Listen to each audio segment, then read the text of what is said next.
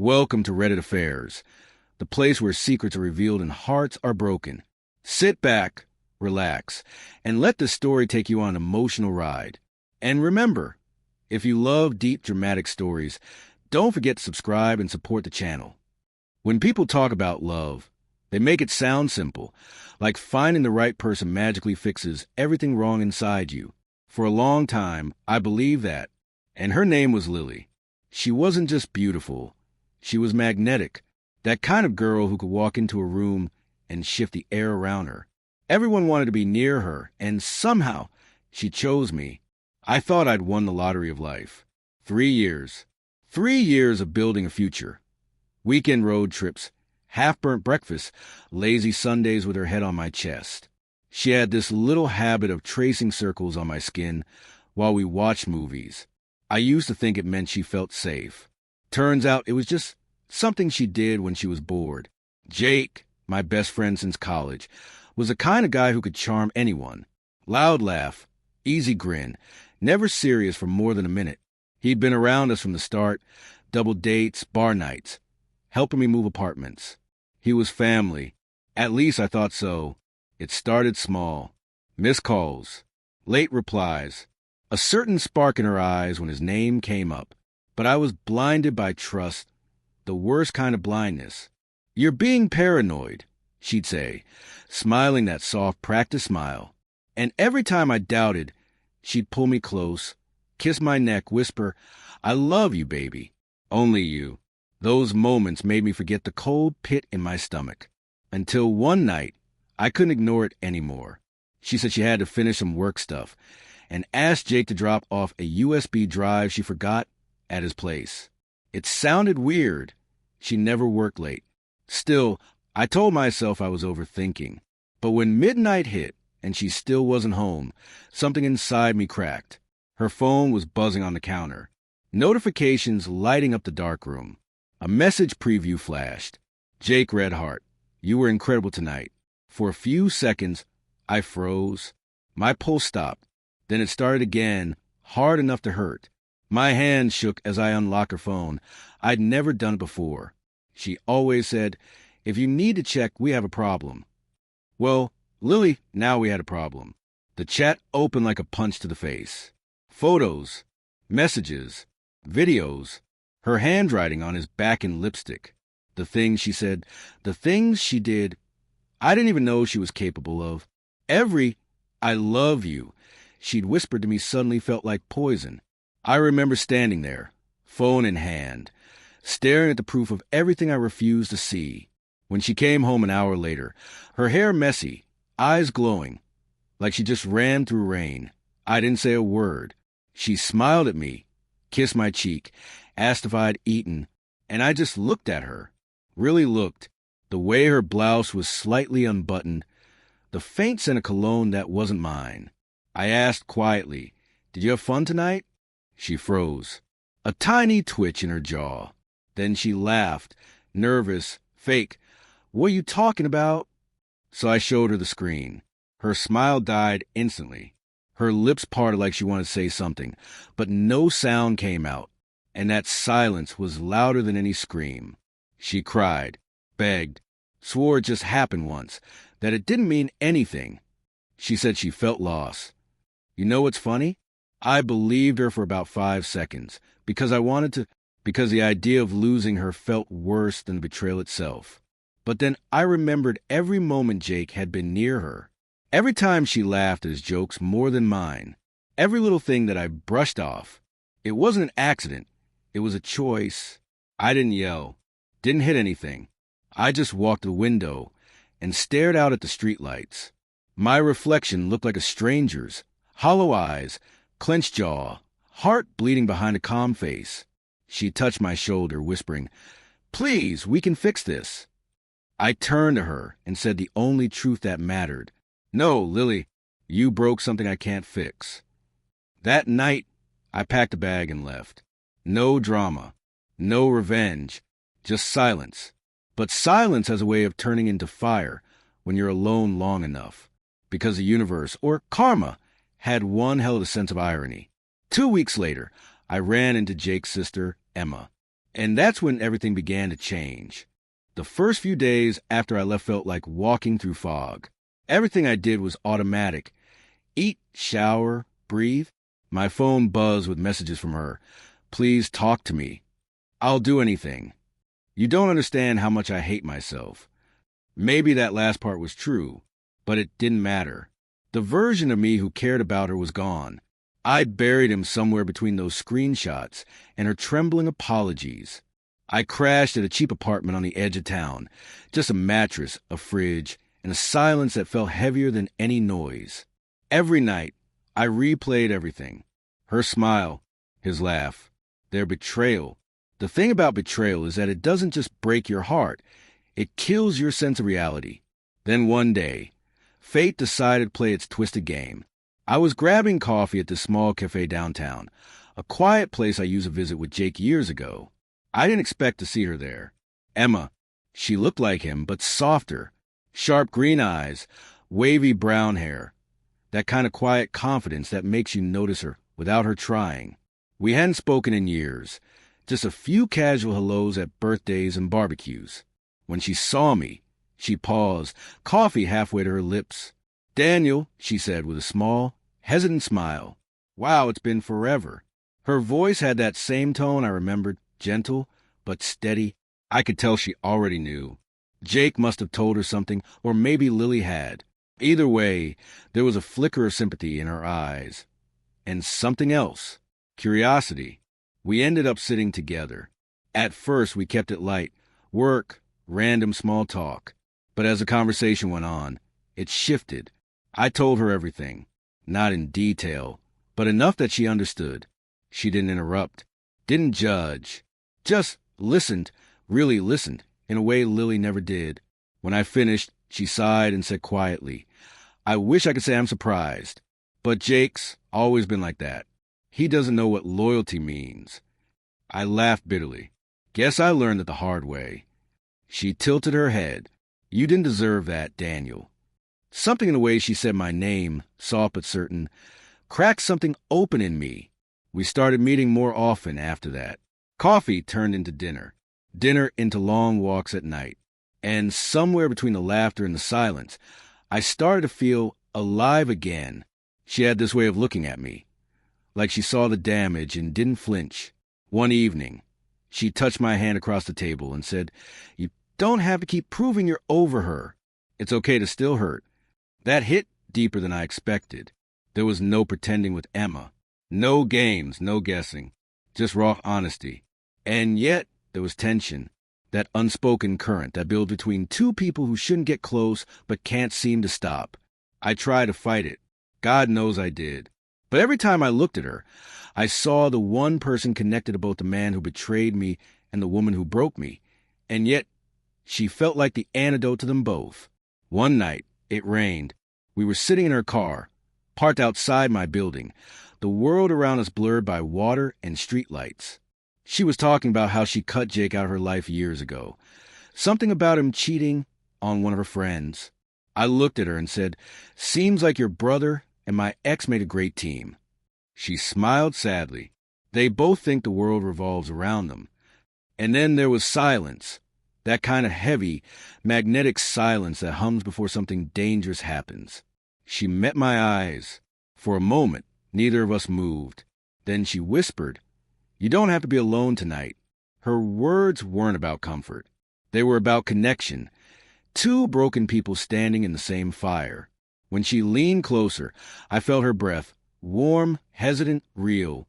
And for the first time since everything fell apart, I didn't feel like a victim. I felt wanted, needed. We didn't cross a line that night, not completely. But we came close enough to feel it. The heat, the guilt, the inevitability. When she left, she kissed my cheek and said, You deserve something real, Daniel, even if it starts messy. That night, I couldn't sleep. My mind spun with thoughts of her laugh, her honesty, the way her touch didn't feel like pity but promise. And somewhere between midnight and dawn, a thought formed, quiet, dangerous, satisfying. If Jake and Lily taught me anything, it's that pain demands balance. I didn't want revenge out of hatred anymore. I wanted justice, poetic, personal justice. So when Emma texted me the next morning, "Want to hang out again?" I smiled for the first time in weeks. Maybe I was falling for her. Maybe I was using her. Maybe it didn't matter. Because I knew one thing for sure. If the universe was giving me Jake's sister, I was going to make sure he and Lily never forgot what they did to me. I remember the way the bar light smeared across the glass like someone had dragged a paintbrush over my life. Blurred colors, half-truths, reflections that didn't belong to me. The night I planned to close the book, it felt like a scene from a movie I never wanted to see. Only this time I had a script. Emma and I talked about it for days. Not because we needed to rehearse lines, but because we needed to make sure the moment was ours, clean, unavoidable, and ugly in the exact way that would cut through their pride. She was calm in a way that made me stupidly jealous. She could make a plan without turning it into theater for herself. I loved her for that. Maybe I loved her because she was the exact opposite of both of them. We'd picked Friday. Jake and Lily weren't together always, but they liked the same scene, a loud bar downtown where nobody remembers faces the next morning. Perfect place for a confrontation that would sting rather than explode. I told myself I wasn't doing this to humiliate them for sport. I was doing it so they could own what they'd done and learn, if such a thing was even possible for them. Emma bought a dress that hugged her in all the wrong, right ways. She could have worn potato sack and still turned heads. Tonight, she chose to be deliberate. She put on a braid so messy it looked effortless and a smoky eye that softened her green eyes into something that could burn a map. When she took my hand as we left, I felt steadier than I had in months. We arrived early. The bar smelled of spilled beer and ambition, a low thump of bass under everything. I texted Jake, a neutral, almost casual, "Out tonight?" He answered with 3 fire emojis and, "Yup." Later, Lily's name popped up a second later. "Come." It's my night off slightly smiling face. The little smiley was the same one she used when she wanted to charm something loose from someone. I almost laughed. I didn't want to gloat. I wanted them to watch the simple truth unfold. They arrived together, laughing like they hadn't broken anything important. That laugh, the easy, careless sound, used to be mine. Seeing them made something in my chest tighten, a fist of old hurt. But Emma squeezed my fingers, and I remembered we were there for a reason. We sat at a table angled toward the entrance. Small ritualistic planning. I ordered the kind of drink I used to pretend to enjoy, and waited while the bar filled with people who thought they were the center of the universe. The irony, of course, was that Jake always thought he was. They found our table like predators sniffing territory. Jake's grin was wide, smug. Lily's eyes flicked across the room and landed on me with a curious tilt, like she was appraising something damaged that might still be useful. She didn't look ashamed. She looked interested. "Hey, man," Jake said, sliding into the booth across from me. He slapped my shoulder like nothing had happened. Like 3 years in a ruin were the sort of small annoyance you brush with a laugh. I felt the old muscle memory. To joke, to let it pass. But it was gone. My chest was a different kind of armor now. "Hey," I said. My voice was quiet, and that made it worse. Silence is a sharper blade than screaming. Lily reached across the table to tuck a strand of hair behind my ear. It was the same move she used to make at home. That borrowed intimacy used to mean something. I let her hand hover for a second, and then I took Emma's hand and held it a beat longer. That small choice felt like a crack running through the veneer of their world. Conversation started as small talk, which is always the most dangerous kind because it pretends nothing matters. I let them talk. Let Jake tell the stupid story about a prank at work. Let Lily laugh at the punchline she used to laugh at when they still belonged to me. Let them see me smile like a man who had moved on. When the moment felt right, I stood. The room's noise seemed to dim, or maybe I just noticed it differently. I looked at them, at my ex and my former brother-in-arms, and said, plainly, "Do you remember that night 2 months ago?" Lily's smile froze for a second. Jake's head tilted like a terrier listening for a whistle. "Which night?" Jake asked. Smart ass. He never took things seriously. "The night you helped her with that project," I said. "The one you like to call favor." I had their attention. People at neighboring tables craned, curiosity turning into a light audience. Jake gave a bark of laughter. "Dude, seriously? You're bringing that up here?" I wanted to slap the sarcasm off his face. Instead, I pulled my phone out and placed it on the table, screen up, no pictures, no videos, just a text thread, the sequence of messages that had started everything. I didn't need to show the explicit stuff. The tone, the cadence of their exchange, the way they scheduled intimacy, all of it said what I needed it to. Lily's face drained of color. She tried to reach the phone, to shield whatever was left. Daniel, don't. Don't what? I asked. The room had gone quiet in that sick, delicious way where everyone listens because they love a collapse. Pretend it didn't happen? Pretend your mistake was an accident? Pretend Jake is anything but he is? Jake's jaw tightened. You're making a scene. You made the scene, I said. You made the choice. Emma squeezed my hand under the table like she was anchoring me. She leaned in and added quietly, You too were dishonest. You lied to him. You lied to my brother. Her voice was almost soft in the secret, and yet it landed like a punch. Lily's fingers went to her lips. Jake looked from me to Emma like the room had shifted and the map had been redrawn. Then I did the thing I had rehearsed in my head 100 times, but never wanted to do for real. I stood up, offered Emma my arm, and said, loud enough that people turned to listen, We're leaving. Lily's mouth opened. Wait, what? You're just going to... I walked toward the door. Emma at my side. No dramatic kiss, no loud insult. Just a simple, civilized exit.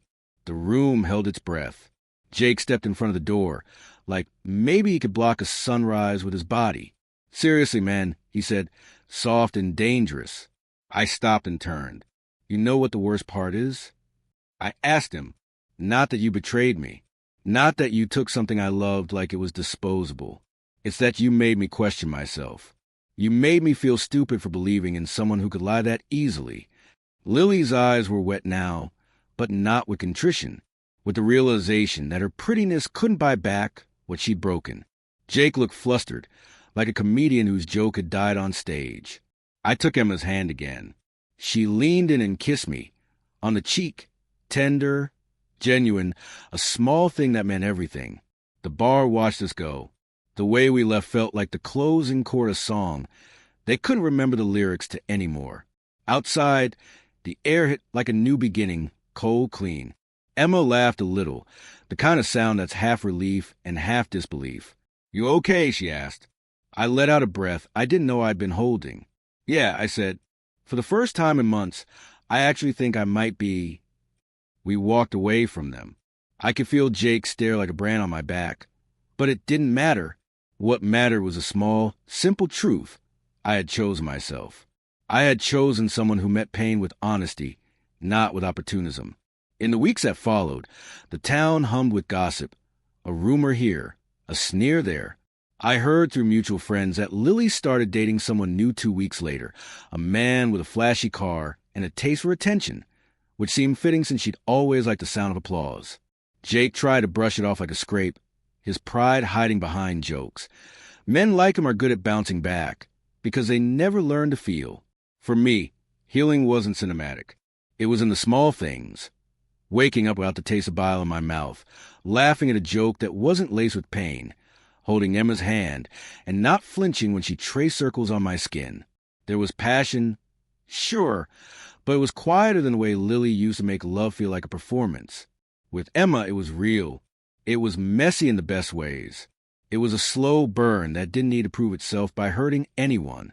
Sometimes I wonder if my act of leaving in front of them was revenge or something colder. A lesson I taught myself that I could walk away with my head up. Maybe that's the real payback. The knowledge that they lost someone who had stayed too long, and I gained someone who could see me without flinching. They say karma's a bitch. Maybe they're right. But karma, like life, doesn't always wear a dramatic cape.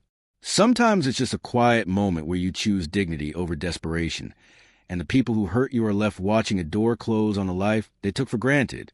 The last time I saw Lily, months later at a mutual friend's party, she tried to smile like nothing was broken.